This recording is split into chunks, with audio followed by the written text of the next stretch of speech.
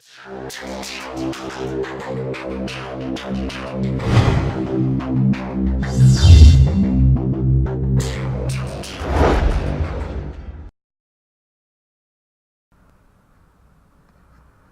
salut mes petits bretons, j'espère que vous allez bien. Moi ça va super. On se retrouve aujourd'hui pour une petite vidéo de Clash Royale. Certainement d'ailleurs la dernière de l'année. Nous sommes le 22 décembre. Et autant vous le dire, ça sent déjà le sapin. Ça sent fortement le conifère. Comme vous pouvez le constater, on a déjà atteint la Ligue Marteau. Il reste ni plus ni moins que 16 jours. C'est juste énorme. C'est mon record de TR, mais à ce stade de la saison, franchement, je me dis que je pourrais même aller taper la fiole. Sauf que je n'aurai absolument pas le temps de jouer du fait des fêtes de fin d'année, des vacances et tout ce qu'on veut. Donc il est même quasiment certain que je m'arrête là, mais c'est potentiellement réalisable. Je vous avais promis une vidéo concernant la présentation du nouveau deck. Et ben écoutez... quoi de mieux que après l'accession à la Ligue Marteau. Donc ce nouveau deck, c'est celui-ci. C'est un combo cimetière poison plus cimetière gel. Il est lourd. Il est à 4.2. En vrai, il n'est pas à 4.3, mais enfin le jeu arrondit toujours. Il est à 4.3 donc sur le jeu. C'est un jeu, un deck où il faut temporiser. On a la fournaise pour ça. Et surtout, il ne faut pas s'enflammer. Il faut vraiment défendre à fond jusqu'au money time en fait. Et ça dépend des games, vous me direz, mais généralement ce qu'il faut faire c'est placer le combo cimetière poison et autant que possible garder le gel en surprise du chef, surtout si on voit que la game est un petit peu tendue. Faut vraiment le garder pour la fin. Idem pour le PK. Le PK on s'en sert vraiment que pour défendre. Surtout dans la première partie de la partie pour le coup, parce qu'il coûte très cher et que derrière de toute façon vu le combo qu'on a, on n'aura pas de quoi appuyer le PK. Donc il y a même des parties, sincèrement je joue même pas avec le PK. J'enchaîne les combos cimetière poison ou cimetière gel, mais je joue pas avec le PK. Ça dépend vraiment de l'adversaire et comment ça se passe. Donc voilà.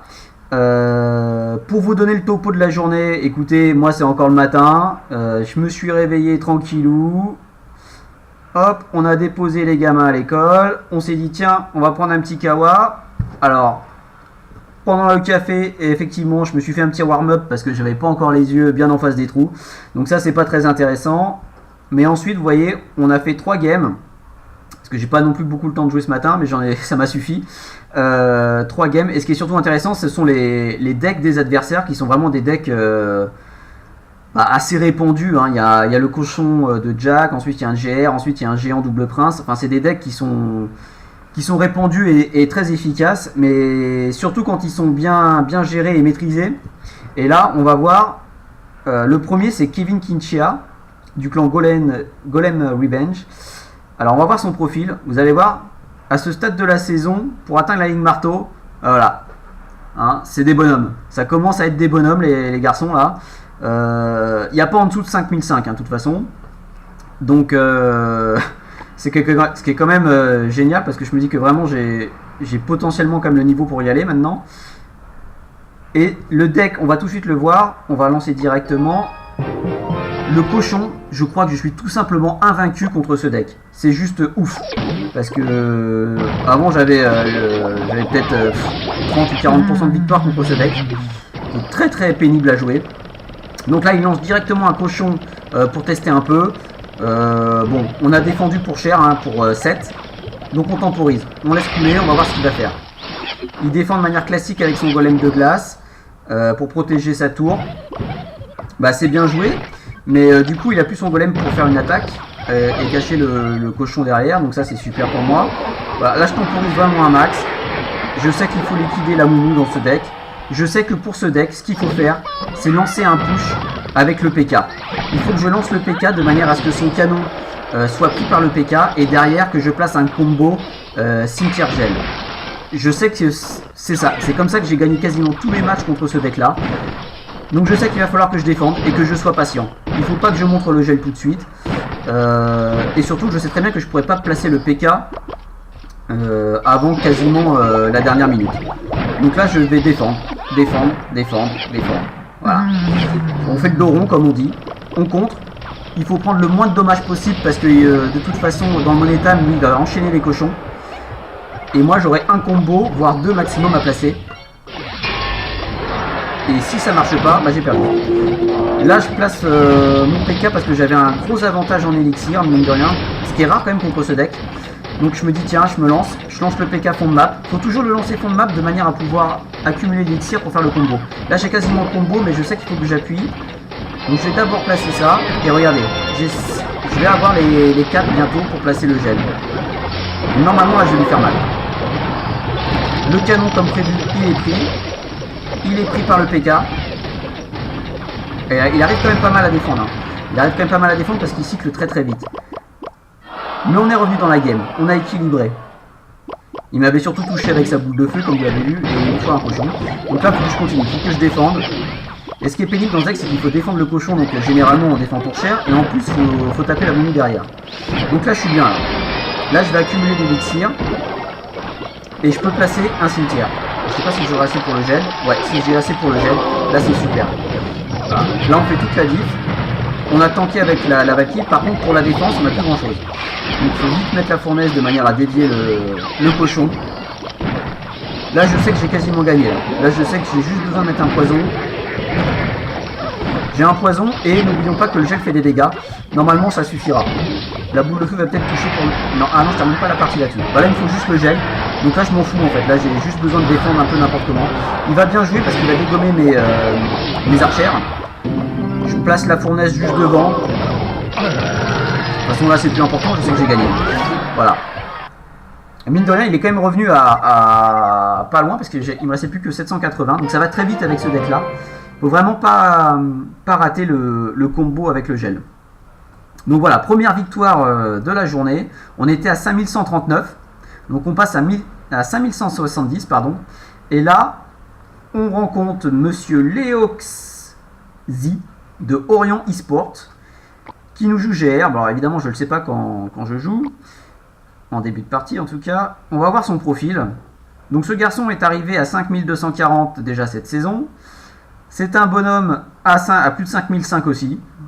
Voilà.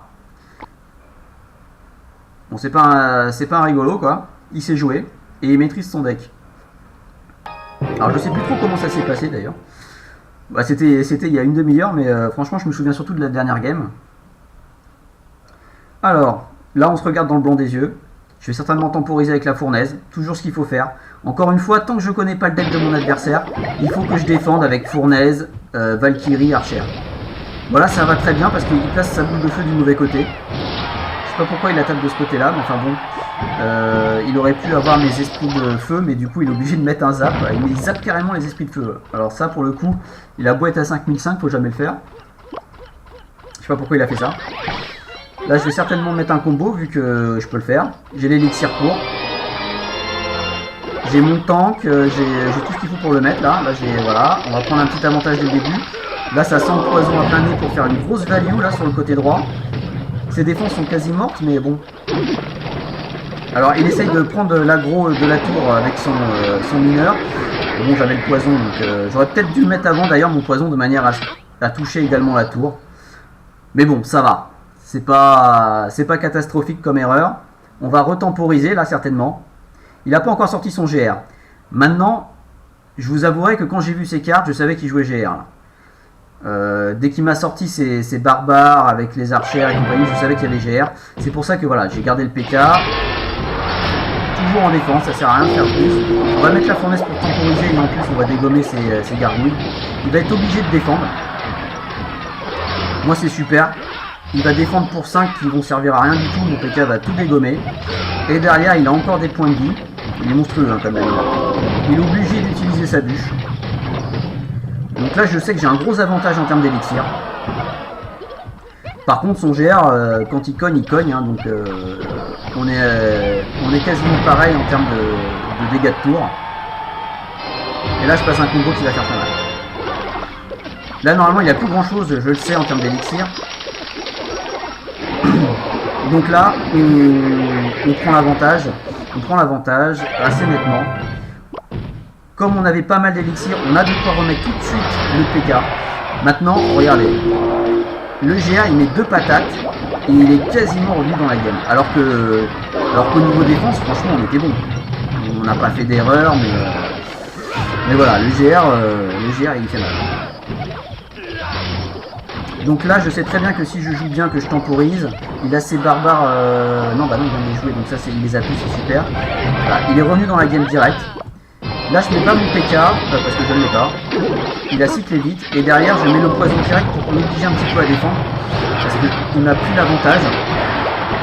Juste avec son GR. Et là, les petits squelettes, ils font un taf de malade, et c'est la win avec le gel sur la fin. Je suis même pas sûr que le gel était nécessaire, mais enfin bon. Mine de rien, on la gagne de manière assez chaude au final, parce qu'il me restait plus que 200 points de vie, avec ces 3 ou 4 boules de feu qui m'ont envoyé dans la partie et ces quelques coups de GR, il a failli gagner. Alors que, franchement, on a maîtrisé la game quand même. Donc là, on se retrouve à 5170.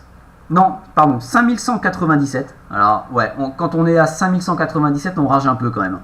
Pour 3 points, on se dit, ouais, voilà, on se dit forcément qu'on est plus près du D-Rush que de l'accès à la ligne marteau. Alors moi je le sentais bien comme ça en tout cas, parce que quand on arrive dans une saison, quand c'est la dernière game, on sait très bien que le mec qu'on rencontre, c'est forcément un mec qui est déjà dans la ligue supérieure et potentiellement donc d'un niveau plus élevé. Et là on est contre Chief Jones. Alors on va regarder son clan, à Chief Jones, vous allez voir, vous allez halluciner. Son clan, c'est juste des malades. Les mecs, regardez-moi ça. Ils ont 13 000 trophées en garde clan. Mais enfin, c'est que des bonhommes. Il y a les comptes de petites sœurs à la fin, il y en a 2. Mais regardez-moi ça. C'est n'importe quoi. Et maintenant, la surprise du chef, c'est que ce mec-là, donc on ne sait pas ce qu'il joue. Mais par contre, on va regarder son profil. Bon, on se dit, les 5292 cette saison, il a déjà quand même atteint un petit niveau. Mais regardez le Lascar. C'est anciennement le 487e mondial. À 6425 trophées. Bon, le mec, c'est... Il est juste ouf, quoi, dans le jeu, quoi. Alors, on va regarder cette partie qu'on a gagnée. Mais on va voir comment. Donc, son deck, je le sais pas encore, mais il est full max. C'est-à-dire les légendaires full max, les épiques full max, tout full max, tout va bien. Il utilise sa bûche, là, je me dis super, je peux mettre ma fournaise. Direct, je me dis voilà, ça c'est bien. Par contre, ma main de départ, après, elle est pas géniale. Parce que j'ai la fournaise, mais j'ai que les archères pour défendre. Là, c'est pas tip top. Je sais, vous savez tous, mais l'électro-sorcier level 13, faut pas le laisser taper. Il fait très mal. J'utilise direct un combo, tout simplement parce que ma main ne me permettait pas de faire plus. Et là, je vois qu'il défend pas plus, alors je mets pas de gel. Parce que mes archères, regardez, elles vont dégommer son prince ténébreux. Et en attendant, je fais masse dégâts.